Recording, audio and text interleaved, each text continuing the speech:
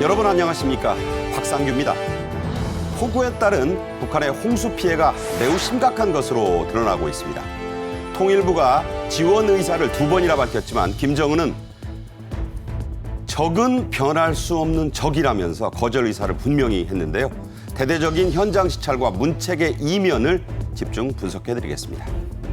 사상 초유의 양궁 전 종목 석권과 MZ세대의 약진이 도쿄의 악몽을 씻어내는 것을 넘어서 역대 최대의 성과로 이어질 것으로 보입니다. 승리의 비결을 자세히 짚어드리겠습니다. 유관순 열사, 안창호 선생 같은 독립 영웅들이 한복을 입고 걸어 나오는 모습이 인공지능으로 복원됐습니다. 보훈부와 빙그레의 광복 79주년 기념 사업을 자세히 소개합니다. 먼저 안찬일 세계 북한연구센터 소장 최진영 대표와 함께하겠습니다. 어서 오십시오. 네, 반갑습니다. 네. 북한에도 극한 호우가 내려서 피해가 막심한 것으로 전해지고 있습니다. 김정은이 구명조끼도 입지 않은 채 물바다로 변한 수해 현장을 직접 시찰하는 모습이 이례적으로 대대적으로 공개됐습니다. 직접 보겠습니다.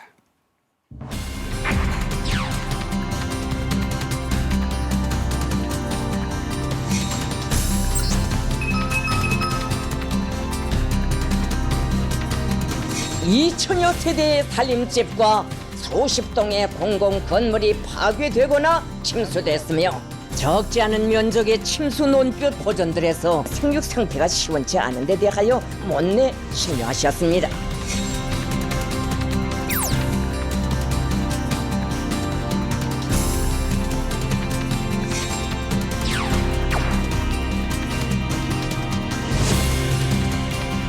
우리 측의 제의에 조속히 호응하기를 기대합니다.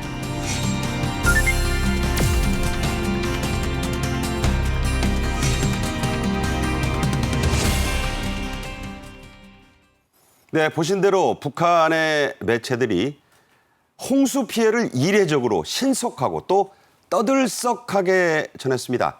침수 발생 전후의 비교 사진까지 실었는데요. 김정은은 정치국 비상 확대 회의까지 현장에서 열어서 그야말로 노발대발했다죠? 네, 그렇습니다. 아니 게 아니라 이례적으로 보도를 크게 했습니다. 몇 년 전 이제 황해 남북도에서 발생한 걸 보도한 적이 있는데 그 이후에 쭉 침묵하다가 이번에 아주 대대적으로 보도를 하고 그것도 이제 김정은 위원장이 직접 현장을 방문해서 그 살피는 그런 걸 보도하고 또 정치국 위원들을 전부 신우주로 불러가지고 네. 그것도 이제 열차 안에서 정치국 확대회를 열었는데 뭔가 좀 열안을 떠는 그 제스처가 왜 그러는지 이제 좀 궁금증이 아마 조금 하면 풀릴 것 같습니다. 네, 김정은이 실제로 용납할 수 없는 인명피해까지 발생했다라고 했다는데 네. 그거는 이제 본인이 숫자는 안 밝혔지만 이렇게 많이 죽거나 실종됐느냐 이 소리 아니겠습니까? 네, 맞습니다. 그러니까 우리 언론이나 뭐 국제 언론들은 한 1,000명-가량이 희생된 걸로 이렇게 보도를 하고 있고 한 5,000명이 갇히고 또 한 4,800명이 뭐 구조되고 이렇게 인원 통계가 나옵니다만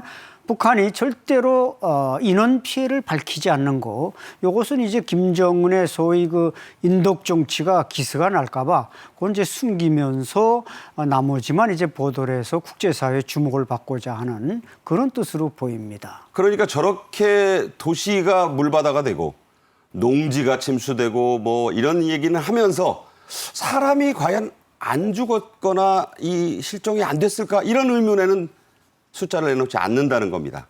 북한 매체의 보도 안에서도 혼선이 발생을 했습니다. 우리 통일부가 지적한 이상한 대목들이 좀 있죠?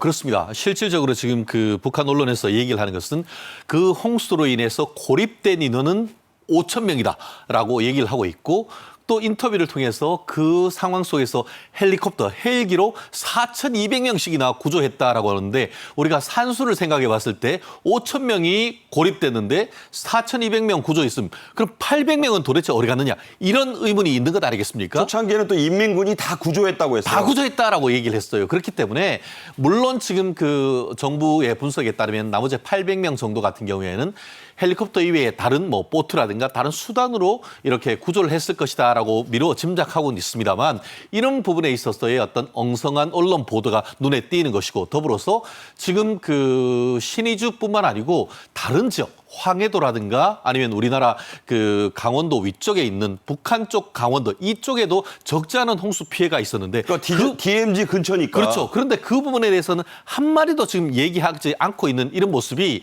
물론 그 어떻게 보면은 그 김정은 그 위원장이 애민 지도자다. 그래서 더 큰 피해가 있는데 나아가서 국민들을 그 인민들을 보살피려고 한다라는 그런 프로파간다가 아닌가 하는 생각이 있습니다만 우리 대한민국 언론이라면 잊기 어려운 그런 보도 행태를 보이고 있다는 것은 분명한 것 같습니다. 네.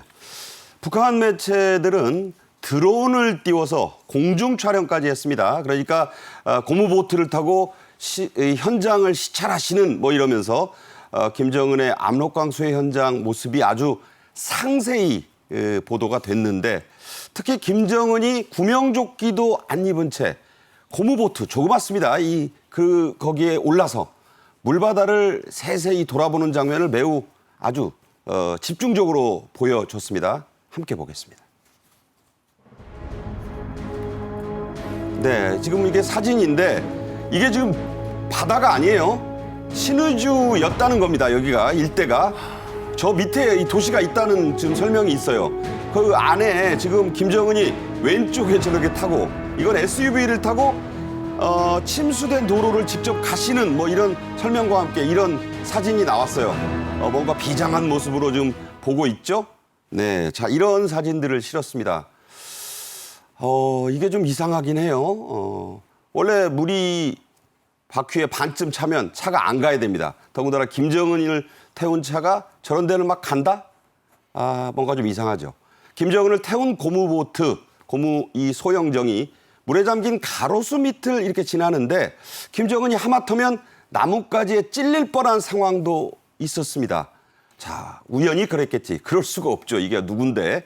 돌발 상황은 아니란 분석이 나옵니다. 안 소장 생각 어떠신가요? 네, 제가 고무보트 말씀하셨지만 지금 김정은이 탄 고무보트에 우측에 김정은 위원장, 우리가 KTV가 많이 140km 이상 나간다 방송했는데 딱 입증이 된 거 아닙니까?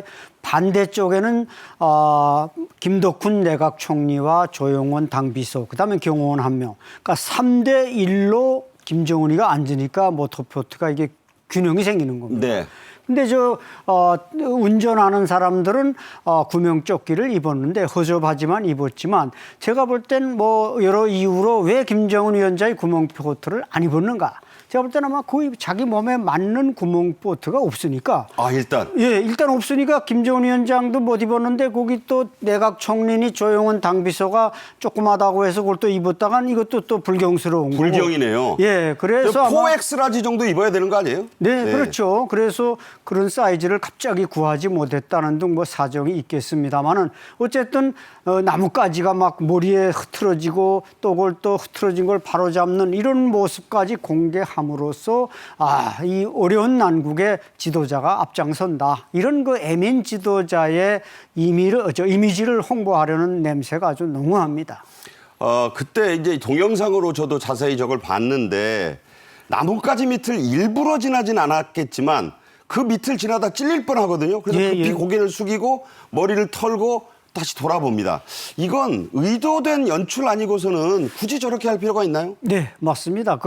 다 김정은 위원장이 절로 가라 하면 절로 가는 게 아니라 그 옆에서 경호원이 다 그 모터보트 운전자에게 지시를 하는데 그런데도 좀 들이밀고 뭐 다른 데도 좀 이렇게 아까 SUV가 막 절반 막 물에 잠기는 거 이런 아주 리얼한 걸 연출해야만 저게 프로파간다의 효과가 있지. 가서 뭐 유유 이렇게 유람하는 식으로 한 바퀴 돌고 오면 오히려 인민들한테 욕을 먹을 수 있기 때문에 연출한 것 같습니다. 네. 북한의 조선중앙통신은 김정은이 수해 현장에 헬리콥터 직승기라고 북한 말로 합니다. 이 바로 타고 위로 올라간다 이런 뜻인가 봐요. 10여 대를 20번 넘게 왕복으로 띄워서 주민들을 다 구조했고 그 과정을 현장에서 끝까지 다 지도했다. 이렇게 주장하고 있습니다. 자, 그런데 의문이 생겨요.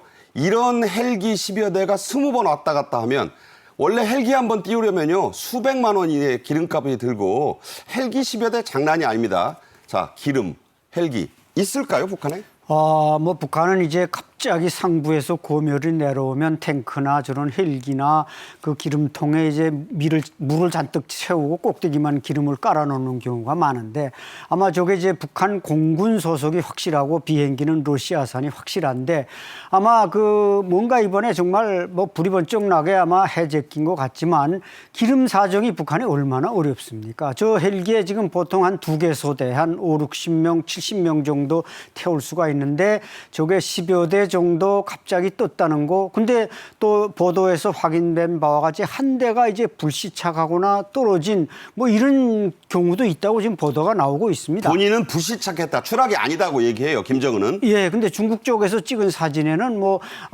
떨어지는 게 보였다는 이제 여러 가지 설이 있습니다만 나중에 이제 확인이 되겠습니다만 어쨌든 북한으로서는 이번에 아주 저런 헬기까지 10여 대 띄우면서 사람을 구출했다는데 거의 뭐 전쟁 상황을 방불케 하는 재난이 일어났다고 봐야 될 것입니다. 그러니까 이제 저 헬기로 모두 구조했고 지금 뭐 버스에 타고 주민들이 떠나면서 울부짖고 하는 거를 또 가서 이제 환송을 했다. 이게 소위 애민 지도자, 위기 관리를 내가 가서 했다 이런 거 강조하는 거죠. 맞습니다. 아까 말씀하신 대로 이제 드론까지 띄워서 입체적으로 찍어서 아주 이례적으로 공개를 한 것은 뭐 대외적인 지원도 노리는 게 있지만 기본 핵심은 김정은 위원장이 어려울 때마다 마치 구세주처럼 나타나서 인민을 다 구원하니까 그저 이 사람만 따르라 이걸 보여주기 위한 그런 아주 목적성이 딱 뚜렷하게 나타나는 저런 그 행동입니다. 네. 김정은은 변경도시 신의주. 자, 신의주 어디 있는지 아시죠? 여기 넘어가야 중국이고 들어오면 조선이었던 바로 그런 곳입니다. 사극의 중심지죠. 여기서 정치국 비상확대회의란 걸 엽니다. 정치국 비상확대회의. 비상회의도 쉽지 않은데 비상확대회의를 엽니다. 그것도 열차 안에서. 전격적인 또 간부 문책 인사를 단행했습니다. 김정은이 그때 했다고 보도된 표현 참 재밌네요, 북한식으로. 참 표현이 참 흥미로운데요. 뭐라고 했냐 하면은 주요 일꾼들의 건달 사상과 요령주의가 정말 심각하다. 저 건달이 그 건달이죠. 그렇죠. 우리가 얘기하는 백수건달 하는 그 건달. 한마디로 열심히 일하는 공무원들, 당직자들을 건달에 표현했다라는 것은 건달은 뭡니까? 열심히 일 안 하고 건들건들 하면서 거들먹거리는 사람을 건달이라고 하는 것 아니겠습니까? 자기한테 주어진 어떤 그 비상 상황 속에서의 대응이나 이런 부분은 제대로 하지 아니한 점을 아주 강하게 진단했고 거기다 요령주의가 참 심각하다. 한마디로 관료주의가 요령주의 아니겠습니까? 겉으로는 일하는 것처럼 하지만 실질적으로는 요령만 부렸던 그런 부분을 건달 사상과 요령주의다라고 표현을 했는 것 같은데 그런 부분은 뭐 동서고금을 막론하고 좀 비슷하다는 느낌이 드는데요. 근데 좀 그러면서 이제 그 건달 사상과 요령주의가 심각하다고 하면서 그 지역의 책임자, 쉽게 말하면 우리나라의 도지사 그리고 치안을 담당하는 경찰서장에 해당되고 청장이죠, 있는 거의. 그렇죠. 지방, 경찰청장에 지방청장. 해당하는 이 평안북도 도당, 자강도 도당의 책임 비서. 그러니까 책임 비서는 그 도지사인 셈인 것이죠. 그리고 사회안전상 경찰청장인데 여기를 교체했다고 합니다. 그리고 아까 얘기하신 것처럼 그 중앙노동위원회 정치국 확대 회의를 이 현장에서 열었다는 것은 우리나라 말로 쉽게 표현하자고 하면은 대통령이 사고 난 현장에서 국무회의를 열었다라고 표현을 하면은 아주 좀 쉽지 않을까 생각을 합니다. 그것도 KTX 열차 안에서. 그렇죠. 네. 그렇기 때문에 그 상황, 피해 수의 상황이 얼마나 심각한지를 이런 걸 통해서도 간접적으로 이해할 수 있을 것 같습니다. 네, 저 호화 전용 열차 안에서 정치국 비상 확대 회의를 열었는데 초호화 열차 아니었습니다. 거기서 3명의 목을 날린 겁니다. 북한 매체들이 상세하게 전한 김정은의 고무보트 얘기 좀 더 하겠습니다. 아까 그 공중 촬영한 드론 모습 보면 앞에 한 대가 가고 뒤에 여러 대가 갑니다. 모두 7개의 구명보트가 가는 겁니다. 김정은은 이른바 4호 보트, 왜 이걸 1호라고 안 했는지 모르겠는데 4호 보트로 명명된 소형 고무보트에 탔습니다. 이 탑승자들의 면면 화려하고 그야말로 북한이 탄 거예요. 북한 수뇌부가. 네, 맞습니다. 김정은이 탄 그 사업보트에는 내각 총리, 노동당 조직비서인 조용원이 이런 사람들이 탔기 때문에 뒤에 이제 경호원이 있고 조종하는 사람이 있고 현성월 부부장도 탔습니다만 의전 책임자니까 탔겠죠. 이런 수뇌부가 한 대 탔다. 또 다른 화면에 보면 그 뒤에 이제 박정천 군소열 1위 군사비서가 탄 보트가 따르기도 하는데 저 사진에는 지금 현재 요 한 대만 클로즈업이 돼 있습니다. 또 사진.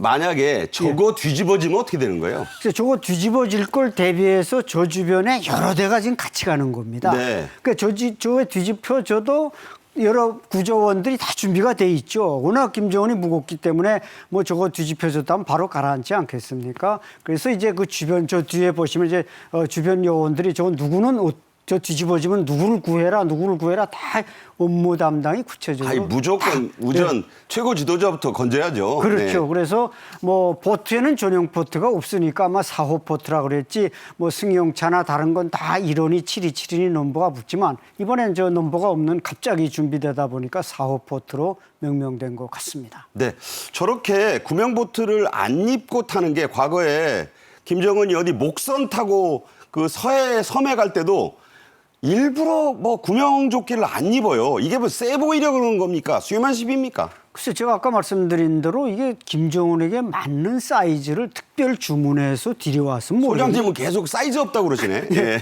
왜냐면 워낙 그 140kg니까 그래서 아마 사이즈가 없는 것도 있고 또 뭐 나는 구명조끼 뭐 목숨에 이렇게 연연하지 않는 최고 통치권자다. 이걸 과시하려는 의도로 안 입으니까 그 밑에 사람이 또 입을 수 있습니까? 그래서 안 입지 않았나 판단이 됩니다. 네. 수해가 자심해서 이렇게 김정은이 직접 갔다는 이 압록강에는 여러분 또 사극 얘기해서 어떠실지 모르겠습니다만 고려 장군 시절에 이성계가 회군을 단행한 위화도란 섬이 이 안에 있어요. 이른바 하중도라는 이 위화도는 큰 장마로 물에 잠겨서 대군이 건너가기 어렵다고 최영 장군에게 이성계가 얘기한 바로 그 섬입니다. 그 정도로 고려시대부터 저희가 비가 오면 잠기는 그런 데였어요. 자, 압록강은 실제로 1995년, 2010년에도 큰 물에 잠겼었죠? 그렇습니다. 사실 2011년 12월에 이 김정일이 사망을 하고 2011년 말부터 해서 김정은이 지금 집권을 했으니까 김정은 집권하기 이전인 아까 얘기하신 것처럼 95년 그리고 2010년 여름에도 압록강이 범람했다라고 하는데 결국 이번에 압록강이 이렇게 크게 범람한 것은 김정은이 집권한 이후에 최초의 사건인 것이죠. 그러다 보니까 그 어떤 때보다도 이 사안으로 인해서 민심 위반이라든가 이런 부분을 조기에 막아야 된다라는 그런 목적이 있었는지 현장에 가서 저렇게 4호 보트를 직접 타고 있는 모습을 지금 인민들에게 보여주기 이런 것으로 보이는 것 같은데요. 결국 그 인민들한테도 저렇게 해서 인민들을 돌보는 지도자의 모습을 나타내 보이고 더불어서 국제사회한테도 최고 지도자가 나설 만큼 이렇게 피해가 큰 것이 아니냐라는 것을 통해 가지고 국내의 민심 위반을 막고 국제적인 여론을 조성하기 위한 하나의 보여주기식 행사가 아니었나 하는 그런 평가가 나오는 것 같습니다. 다만 한국 도움은 줘도 안 받아. 이거는 이제 또 그것도 내부 결속용일 수 있어요. 우리가 아무리 어렵지만 남한 것들 그 도움 따위는 안 받아. 이런 거 있겠죠. 사실 저도 제가 중고등학교 때 그 우리 서울 마포구 쪽에 이제 그 홍수가 나고 범람이 됐을 때 북한에서 일부 그 물자를 우리한테 지원해 준 적이 있습니다. 1983년입니다. 그렇습니다. 그랬었는데 그 이후에도 우리가 거꾸로 북한에도 제의하고 했습니다만 말씀하신 것처럼 이 김정은이 집권한 이후에는 이와 같은 어떤 물적 인적 교류도 상당 부분 제한되고 있는 것이 좀 안타까울 따름인 것 같습니다. 네. 기억납니다. 그 망원동 일대가 완전히 물에 잠겼어요. 저는 대학생 때였는데 그때 북한 김일성이 남한에 뭐 포목 보내고 쌀 보내주고 그랬습니다. 자, 이 수해 시찰 장면에서 우리가 주목해서 봐야 될 부분이 있습니다. 초고도 비만으로 건강 이상이 더 부각된 김정은이 고무보트 안에 잿더리까지 갖추고 끊임없이 담배를 피웠다는 건데 안 소장님, 네. 이건 어떻게 봐야 될까요? 네, 그만큼 김정은 위원장이 애연가다. 그걸 이제 보여주는 거고 그 사람은 심지어 집무실에 엘리베이터에까지도 잿더리가 놓여 있답니다. 그러니까 열차, 뭐 엘리베이터, 저 꼬무보트에도 지금 탔는데 김정은이 얼마나 지금 속이 부글부글 끓겠습니까? 그러니까 그 잿더리 안 갖다 놨다가 또 밑에 사람들이 그야말로 그 야단을 맞으니까 네. 담배를 갖다 놨고 그것도 이제 소나무라는 담배. 김정은이 이제 727과 소나무를 애용하는데 저 담배는 보통 담배가 20대가 들어가지 않습니까? 네네. 근데 북한의 최고 통치권자가 피우는 담배는 10대가 들어가게 10개만? 네, 특별히 제작되는데 저걸 놔서 말하자면 언제든 이제 스트레스 받으면 피워야 되고 그만큼 그래서 바로 저 사람이 이 심장에 문제가 계속 일어나고 있고 중량이 늘어나고 체질량 지수가 40대 중반을 넘어서는 이런 지금 건강 이상이 나타나고 있는 겁니다. 김정은이 뭐 돈이 없거나 그런 거 사지 못해서가 아니라 최고급 라이터를 안 쓰고 꼭 성냥을 준비해서 성냥으로 담배에 불을 붙이는 것도 이색 취미예요. 네, 맞습니다. 과거 이제 김일성 주석이나 김정일이나 김정은 최고 통치권자는 반드시 성냥을 쓰게 되어 있습니다. 왜냐하면 그 라이터를 켜면 가스를 흡입하면 건강에 해롭다. 이걸 이제 만수무강연구소에서 진단을 내려가지고 절대로 성냥 외엔 쓰지 못하게 합니다. 네.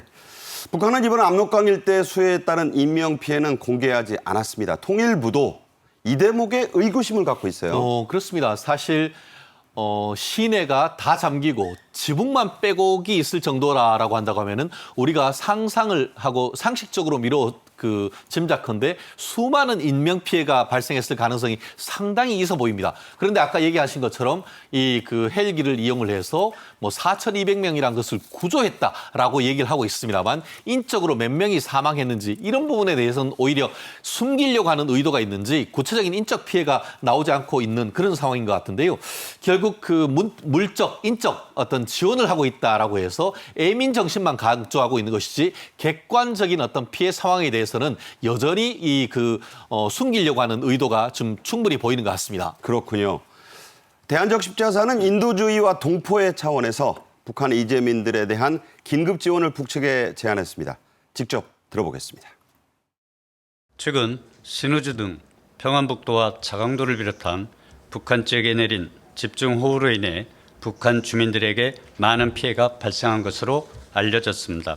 우리 측은 북한 주민들이 처한 인도적 어려움에 대해 인도주의와 동포애의 견지에서 북한의 이재민들에게 긴급히 필요한 물자들을 신속히 지원할 용의가 있음을 밝힙니다.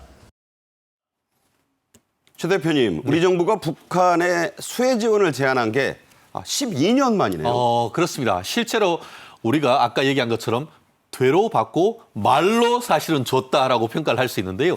말씀하신 것처럼 우리나라 1984년 이 서울 홍수가 났을 때에 북한으로부터 수해 이재민 물자를 받은 적이 있는데 그 대신에 우리가 대북 수해 지원 같은 경우에는 1995년부터 해서 2005년, 2006년, 2007년 그리고 2010년까지 5차례 지금 지원이 이루어졌던 것이고 그 이후에 2011년이나 12년 같은 경우에도 수해 지원 제안을 했지만 북한에서 거부를 했는데 거의 매년 이루고 이렇게 수해가 발생하고 있는 걸 보면은 북한의 어떤 재해 방지 시스템이 사실상 붕괴된 것이 아닌가 하는 의혹을 가지지 않을 수 없는 그런 상황이고 말씀드린 것처럼 최근에 와서 이렇게 우리나라 같은 경우에는 아무리 북한이 정치적으로 도발하고 한다 하더라도 인도적 차원에서는 지속적인 지원을 요청하고 있다는 것도 국민들이 좀 잘 아셨으면 좋겠습니다. 네, 실제로 2022년 5월에 코로나 방역 제안했을 때도 딱 잘라서 거절했죠. 통일부는 남북 공동연락사무소를 통해 북한과의 통화를 거듭해서 시도하고 있다고 했습니다. 직접 들어보시죠. 남북 공동연락사무소 연락 채널을 통해 통화 시도를 하고 있으며 현재까지 북측으로부터 응답은 없는 상황입니다. 상황을 예단하지 않겠으며 우리 측의 제의에 조속히 호응하기를 기대합니다. 네, 응답은 없었는데 북한이 관영 노동신문에 자력 구조를 강조했습니다. 자력 구조는 제가 쓴 말이고 이 신문에는 우리가 일떠 세울 수 있다라고 했어요. 정확히 무슨 뜻인가요? 네, 일도 세운다는 건 뭐 정확히 이제 자빠진 걸 세운다 뭐 이런 표현도 되고, 그러니까 용어로 뭐 번역하면 리빌딩이라고도 말할 수 있는데 네.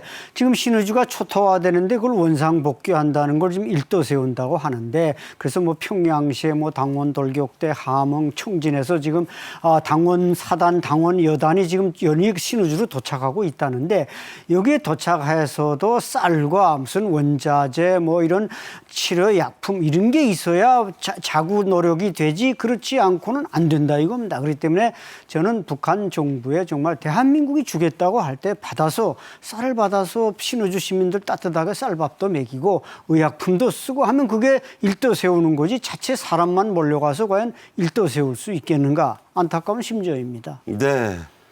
말로 일떠 세울 수 있는 것도 한계가 있고요. 밥하고 고기를 먹어야 일떠 세우죠. 김정은은 2일 수해 구조에 투입됐던 헬기 부대를 격려하면서 우리 언론을 맹비난했고, 적은 변할 수 없는 적이라고까지 했습니다. 이례적으로 매우 상세하게 비난을 했어요. 네. 그러니까 이제 대한민국하고는 이제 두 개 국가다, 뭐 적이다, 이런 걸 다시 한번 재강조한 건데, 어쨌든 당신네 건 죽어도 안 받아. 그런데 또 러시아 뭐 푸틴이 뭐 이렇게 친소를 보내고 그러니까 뭐 거기 건 뭐 생각해 보겠다 이러면서 지금 그 표리부동한 태도를 취하는데, 이 기회에 우리 정부도 뭔가 남북 관계를 개선하고 뭐 이런 걸 하기 위해서 저렇게 좋은 태도를 보일 때 북한은 그걸 받아들이는 것이 도리고, 또 북한 인민들을 위해서도 저는 바람직한 일이라고 생각합니다. 그러니까 중국 측 언론에서도 말했듯이 피해자가 1000에서 1500명 있고 헬기가 떨어지는 걸 봤는데 피해는 하나도, 그러니까 인명피해 없었고 네. 그 헬기는 불시착해서 모두 무사하다. 이렇게 말한 걸 보면 뭔가 있긴 있었어요. 네, 분명히 북한과 같은 지금 저런 비정상 국가에서 갑자기 공군의 헬기 10대가 저렇게 대량 움직인다. 아까 기름 문제도 말씀하셨지만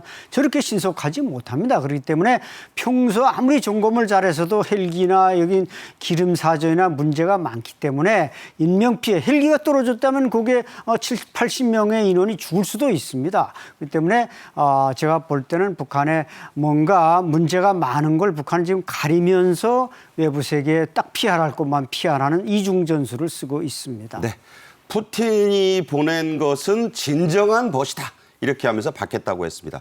끝으로요. 김정은 건강 얘기 하나 하겠습니다. 당뇨와 고혈압 등등을 앓고 있는 김정은이 사양노루에서 채취했다는 링거를 맞은 것으로 알려졌습니다. 국정원은 김정은이 혈압 저하 효과를 꽤 본 것 같다. 이렇게 밝혔어요. 네, 그 링거 주사가 이제 사양노루의 그 사양액을 추출해서 만든 주사로 알려지고 있는데, 북한의 뭐 최고위층들은 거의 맞는 주사지만 이 사양이라는 게 사실 지금 뭐 한반도에서는 거의 나질 않고 북한에서도 생기질 않고 러시아에서 주로 많이 잡히는 그런 사양노루에서 채취해서 북한으로 들어가는데, 그걸 맞으면 이제 당뇨와 고혈압의 최고다. 그러니까 김정은이 당연히 맞겠죠. 그러니까 정백에다가 맞았다고 해요. 주사로. 예. 액기스를. 예. 그 링거를 바르는 걸로 꽂았는지 주사 바늘로 꽂았는지 그건 우리가 아직 알 길이 없지만 맞은 것만은 확실하고, 또 우리가 그 공진단을 만든다든지 무슨 뭐 향수를 만든다든지 하는데 쓰는 대단히 희귀한 거 아니겠습니까? 이거 30mg이 뭐 금값의 3배나 간다니까. 과거 이제 뭐 이 향량이, 사양노루 향량이 이제 후궁이나 명기들의 필수품이었다, 이런 말도 있듯이 지금 그 비싼 거를 김정은은 자기 생명 연장을 위해서 서슴없이 사용을 하고 있습니다. 네. 이 사양노루 말씀하신 대로 멸종 위종이라서 국제 협약으로 엄격하게 보호하는 동물인데, 김정은은 대체 이걸 어떻게 구하고 있는 건지 국정원이 분석을 좀 했죠. 그렇습니다. 사실 말씀하신 것처럼 지금 그 동식물종 국제거래에 관한 협약에 의할 때에 이 사양노루 같은 경우에는 거의 뭐 멸종 위기 동물이기 때문에 함부로 포획하거나 채취하고 거래하는 것조차도 지금 규제를 하고 있는데, 이 귀한 것을 어떻게 입수했느냐라는 지금 문제가, 그 이슈가 있는데, 결국 현재 추정컨대 이 김정은의 사양은 러시아산일 것으로 지금 추정되고 있다라고 얘기를 합니다. 인민을 위해서, 물론 뭐 지도자가 좋은 걸 할 수도 있습니다만 말은 인민을 위해서 산다고 하지만 사실은 본인은 국제적으로 지금 거래가 금지되어 있는 약품까지도 해서 건강을 챙긴다는 모습 자체에서 애민한다는 그 모습과는 사뭇 다른 부분에 있어서 비판의 여지가 큰 것이 아닌가 생각합니다. 이 김정은의 사향 이걸 맞아서 뭐 이게 치유될 만한 게 문제가 될지 이 초고도 비만은요 주사로는 안 고쳐집니다. 살을 빼야 됩니다. 안찬일 소장과는 여기서 인사드리겠습니다. 고맙습니다. 감사합니다. 남자 양궁 개인전에서 김우진이 또 금메달을 쐈습니다. 무려 5개의 금메달로 역대 최다 금메달의 주인공이 됐는데요. 파리의 반환점을 돈 우리나라 2자릿수 금메달을 따내며 새로운 신화를 써내려갈 기세입니다. 자세히 알아보겠습니다.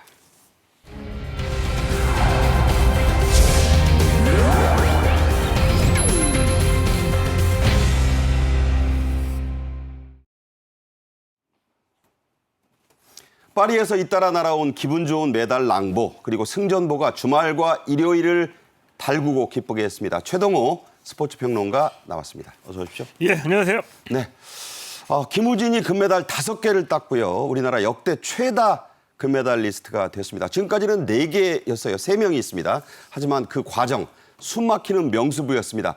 4.9mm 차이였죠? 예, 그렇습니다. 결승전에서 김우진 선수가 미국의 브래디 앨리슨 선수를 만났습니다. 브래디 앨리슨 선수는 이 4강전에서 김재덕 선수를 떨어뜨리고 올라온 장본인이거든요.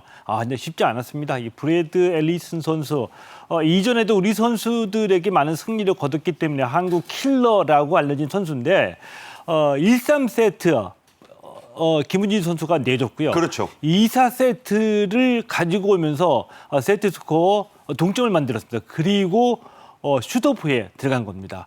슛오프 각자 한 발씩 쏘는데 전부.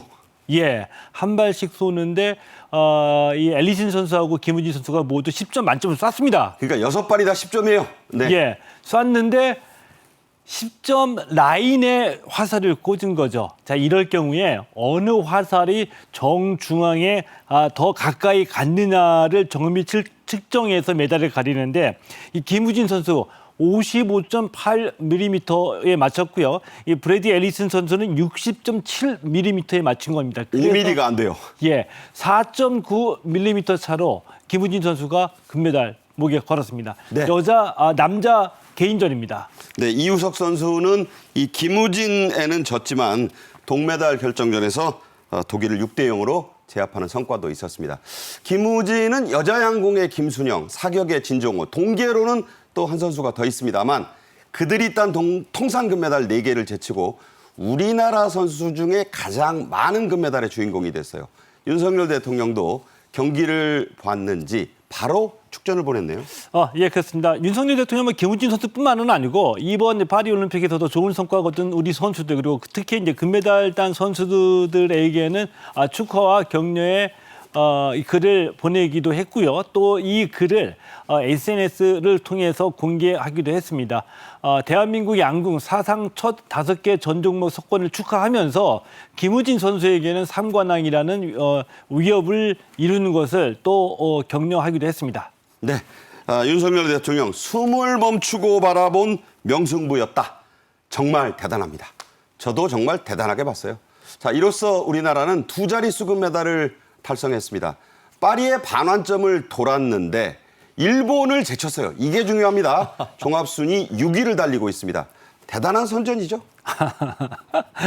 이거 한국과 일본의 스포츠 대결은요, 지켜보면 굉장히 좀 재미있습니다. 예를 들면 88 올림픽도 우리가 늦게 뛰어들었는데 역전해서 가지고 왔고요. 월드컵도 마찬가지입니다. 우리가 늦게 뛰어들었는데 공동 개최를 가지고 왔고요. 일본은 이번 파리 올림픽에 특별히 신경을 많이 쓰고 기대를 많이 걸었습니다.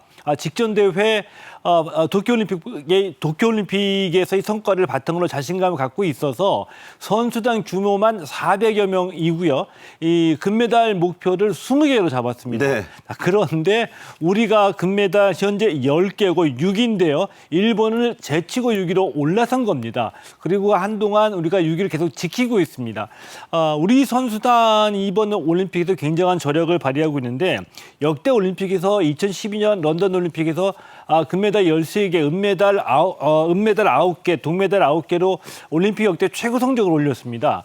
현재 우리 선수단 금메달 10개지만 남은 일정에도 금메달 추가가 예상이 되고 있기 때문에 현재 조심스럽지만 역대 올림픽 최고 성적이 기대되고 있습니다. 네, 거침없는 2030들의 질주가 있습니다. 그 뒤에는 여자 양궁의 삼관왕 임시연 선수는 이색적인 손가락 세레머니를 했어요. 저게 뭐지? 하는 느낌이 드는데 손가락이 3개라서 내가 삼관왕했어요. 이런 건 줄 알았는데 다른 뜻이 있다고요? 네. 지금 이제 보시는 장면인데요. 동그라미 있죠, 동그라미. 이 동그라미가 바늘구멍을 의미합니다. 바늘구멍 치고는 큰데. 네. 바늘구멍을 통과했다라는 얘기입니다. 그러니까 지난해 항저우 아시안 게임에서 3관왕 차지했고요. 이번 파리 올림픽에서도 3관왕을 차지했습니다.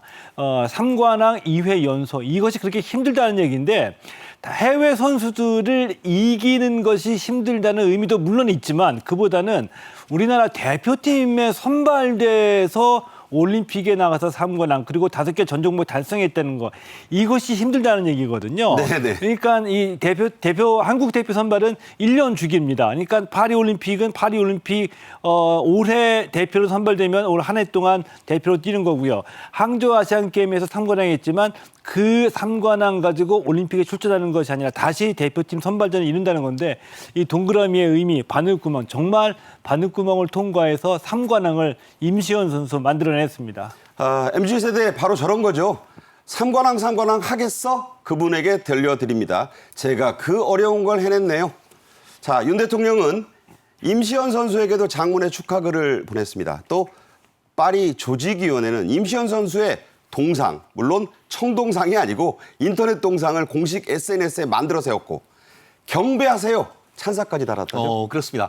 먼저 윤석열 대통령께서도 이 공식 소셜미디어에 지금 3관왕 축하한다라는 말씀과 함께 또 은메달 딴 막내 남수현 선수에게까지도 이렇게 칭찬하는 글을 올렸는데요. 더불어서 아까 말씀하신 것처럼 파리 조직위원회 공식 소셜 미디어에 뭐라고 돼 있냐면은 이게 영어의 어떤 묘미이기도 한데 take a bow, bow란 것이 활입니다. 그럼 그대로 한다고 하면은 활을 잡아라 이런 뜻도 되고 더불어서 절하라는 뜻이죠. 그렇죠. bow는 머리 숙여 절하라. 네. 그래서 경배하라라고 해서 활을 들고 삼관왕 선수한테 머리 숙여 경배하라 이런 절묘한 글을 올려서 이 전 세계 사람들의 이목을 끌기도 했는 것 같습니다.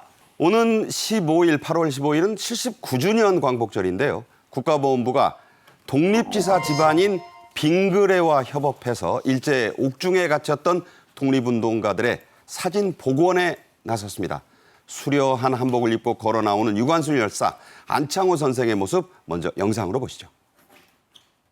광복이 아닌 죄수복으로 옥중에서 순국한 독립운동가들, 그들의 마지막 모습이 빛바랜 죄수복이 아닌 빛을 입은 영웅의 모습으로 기억될 수 있도록 광복을 전해드립니다. 처음 입는 광복. 네. AI 기술도 기술이지만 참 감격스럽습니다. 국가보훈부가 주관한 이 캠페인에서 독립운동가 87분의 옥중 시절 사진이 감쪽같이 또 복원을 이분들을 했어요. 참 멋있네요. 그렇습니다. 어떻게 보면은 일제시대 독립운동가 분들이 21세기 AI의 도움으로 재탄생했다 이렇게 평가할 수 있는 부분 아니겠습니까? 말씀하신 것처럼 국가와 민간이 서로 협력해가지고 낸 옥동자 같은 성과가 아닌가 싶은데요. 특히 말씀하신 것처럼 빙그레 같은 경우에는 또 독립운동을 했던 집안의 후손이고 거기에서 했기 때문에 더 뜻이 깊은 것 같은데요. 사실 이 사진들은 어디에서 있었겠습니까? 실제로 독립운동을 하면서 일제시대 때 체포돼서 처형되거나 할 때의 마지막 사진, 그때에 보면은 다 허름한 옥중에 있었던 수의를 입은 사진만 우리가 기억을 했었는데 그렇죠. 이번에 AI 기술을 통해서 K 한복, 최근에 있는 화려한 한복을 입고 재탄생시켰다라는 점에서 너무너무 기분이 좋은 행사인 것 같습니다. 그러니까 이제 방금 본 게 유관순 열사, 안창호 선생, 그다음 숱한 그 독립지사들이 아 저런 분이었나 하는 모습으로 그렇습니다. 우리가. 사실 그 빛바랜 흑백 사진으로만 보았던 분들을 최근에 있는 AI 기술로 통해서 우리나라 최신 한복 트렌드에 맞춰서 입은 모습을 보면서 야, 저 당시에도 저렇게 멋지고 저렇게 잘생기고 이뻤던 분들이 정말 대한민국의 독립을 위해서 활동했구나라는 것을 새로 인식을 하게 된 계기가 된 것이 아닌가 생각합니다. 네. 순국하고 또 옥고를 치렀던 열사 지사분들이 한복을 입고 걸어가는 모습, 걸어 나오는 모습까지 AI는 재현했습니다. 큰 감동을 자아내고 있는데요. 역시 직접 보겠습니다.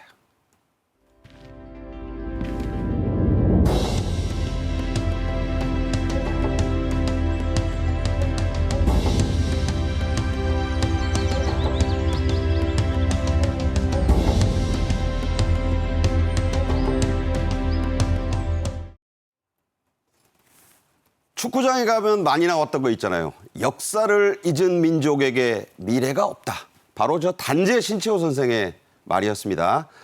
AI가 독립지사들에게 입힌 이 한복들은 실제로도 제작이 그대로 됐습니다. 생존해 계신 독립지사 6명에게 그 유족들에게 전달될 예정이라고요? 그렇습니다. 말씀하신 것처럼 인터넷 AI로만 구현된 것이 아니고 실질적으로 한복 전문가라고 할 수 있는 김혜순 한복 전문가께서 직접 저 옷을 만들었다고 합니다. 그리고 그 내용을 이 독립지사분들의 유족 후손들에게 전달하는 그런 행사를 한다라고 하는데요. 그 옷과 함께 또 감사장도 전달을 한다고 합니다.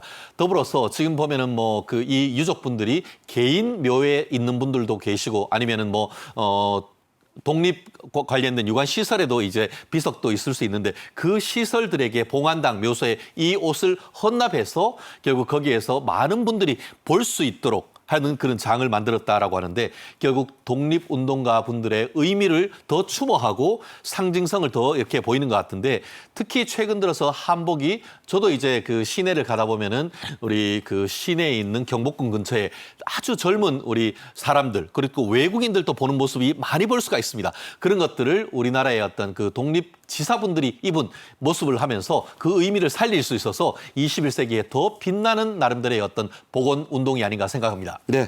자, 이런 분들의 이 자랑스럽고 추억하고 싶은 모습들, 그 모습을 여기서 이렇게 보도로만 보시는 게 아니라 따로 길게 보실 수 있는 데가 여러 군데 있습니다. 소개를 좀 부탁드립니다. 그렇습니다. 지금 인터넷 홈페이지 처음 입는 광복.com 이름이 재밌죠? 한글로 처음 입는 한복.com 이렇게 광복.com을 찍으면은 인물별로 있는 모습을 그대로 볼 수가 있고 지금 그 영상을 보훈부나 빙글의 소셜미디어 그리고 TV 광고로도 지금 송출하고 있다라고 하는데요. 자, 처음 입는 광복.com 치시면 돼요. 네, 그렇습니다. 그리고 지금 또 이것이 임시정부 기념관 그리고 서대문 형무소, 그리고 서대문 형무소는 지금 서대문역에 가면 있죠. 더불어서 그 독립문, 그리고 서대문 여기에도 앞으로 열람할 거다라고 하고 있고 인근에 있는 지하철역 바닥에도 실제로 이 부분과 같은 크기의 5개 광고도 한다라고 하니까 이제 여름에 좀 많이 더울 텐데 지하철은 좀 시원하죠. 지하철 지나시다가 서대문역이라든가 이런 부분에 일부러 한번 들르면은 현재의 아름다운 모습을 입은 우리 독립지사 여러분, 특히 정말 10대에 정말 그 아름다운 때에 이 나라를 위해서 목숨을 바친 유관순 지사나 이런 분들 또 어떻게 보면은 그 우리 시인 이육사님 이런 분들의 모습을 생생하게 볼 수 있기 때문에 한번 꼭 아이들과 손잡고 가보시기를 강력히 추천드립니다. 네, 최진영 대표의 말씀이었습니다. 네.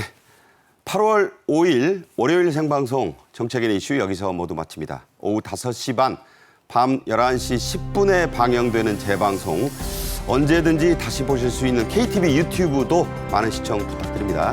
내일 오후 1시에 뵙겠습니다. 고맙습니다. 잘 들었습니다. 네.